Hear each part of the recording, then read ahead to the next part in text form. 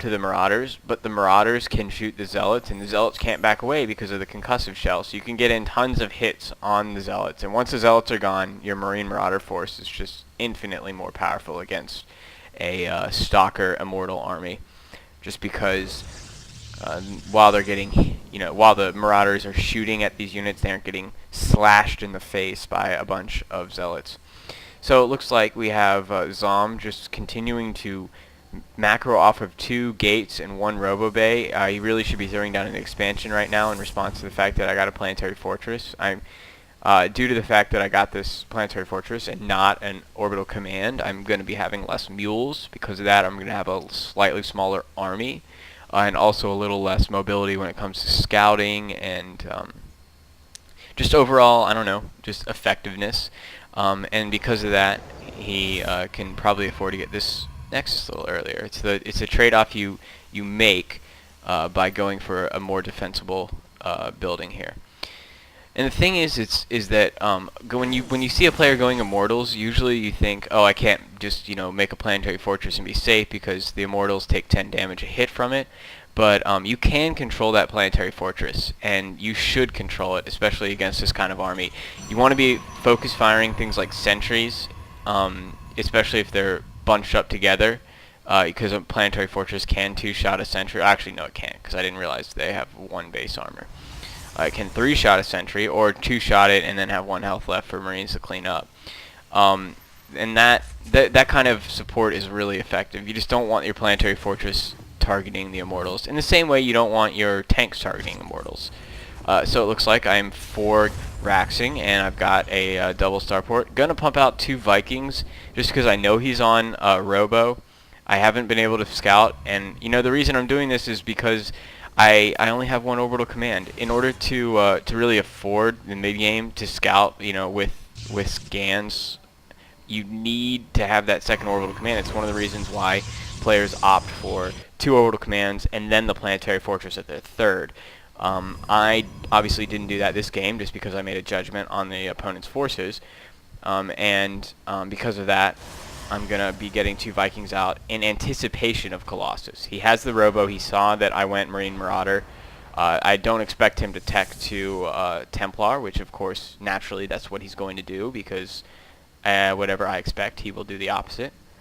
This is interesting. I kind of gave a little spoiler away. I do remember this player ends up going for a very strong Immortal Templar mixture, which is actually devastating against Marine Marauder, although it does require a fair amount of gas and lost money in the tech patterns.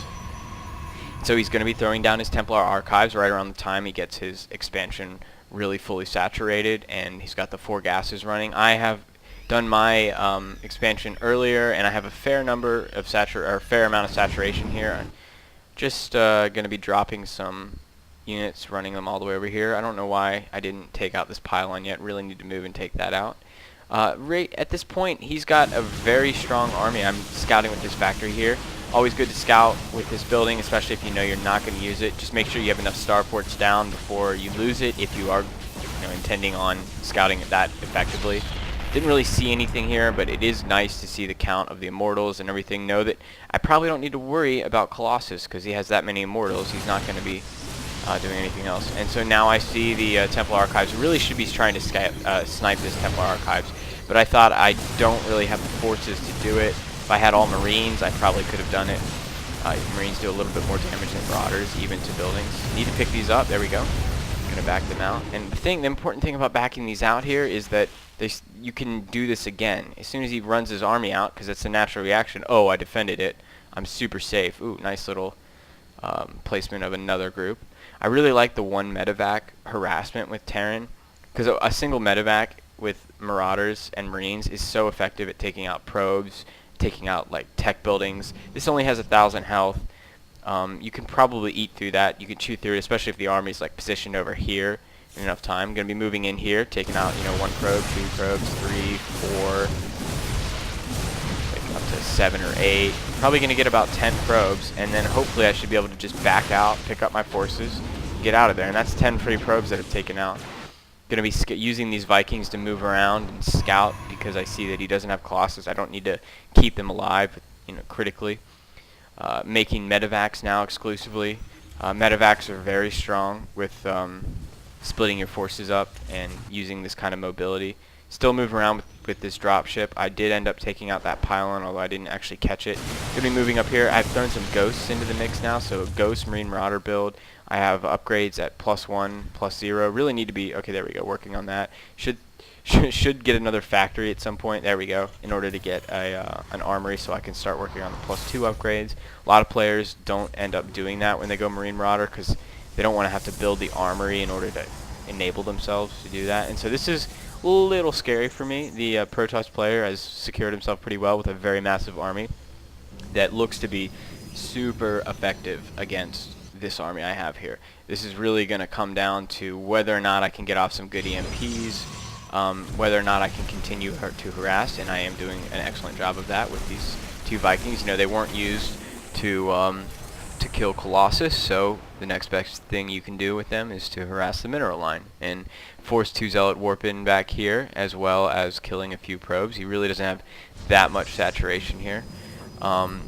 Looks like I'm just really macroing up hard. I've got 3 more barracks thrown down outside the base, so I'm currently on 9 barracks. Need to get this rally point fixed.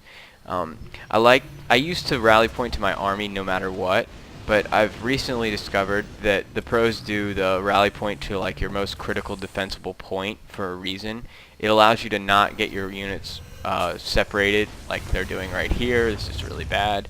And so, ooh, this is nice. I got 2 medevac drop, just enough forces in the back here to really piss them off. I took out a pylon here. It's going to force all of these forces into this choke here, and then I'm just going to back up, and they're going to try and kill me here. But I'm going to back up, and then I'm going to move my forces into here, and there are a few ghosts in here, so I'm probably going to try and snipe this Nexus. There we go. And these forces are in a horrible choke, and this is just absolutely ripe for EMPs. So we can see, oh my goodness, all those EMPs are going down, and there are no Templar with Storm. There might be 1 Storm available, and so I don't know why I picked those up there. 1 Storm goes down in the back, but good lord. So this right here, this army was a little bit bigger, but with good storms, that could have completely gone against me. So I would say the key play right there was this little diversionary drop.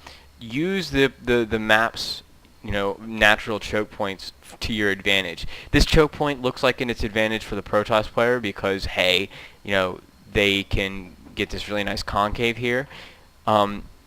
But if you can, lure your opponent into those bad chokes and then get in behind them and give yourself this nice concave here like we just saw. And I was able to do that there, and literally my whole army is still alive because of that. Like, look at the units, or you look at the army, 150 to 42.